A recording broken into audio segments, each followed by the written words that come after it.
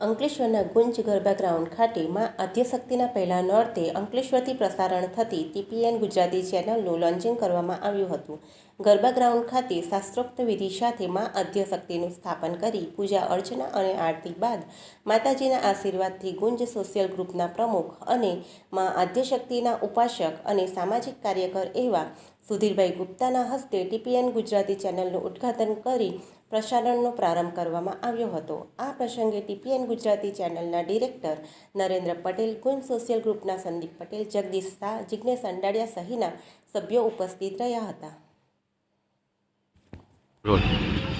આજ રોજ નવરાત્રિના પ્રથમ દિવસે ગુંજ ગરબા ગ્રામ પરથી TPN ચેનલ ગુજરાતી ન્યૂઝ ચેનલનું લોન્ચિંગ કરવામાં આવ્યું છે. સમગ્ર TPN ટીમને હું અભિનંદન આપું છું.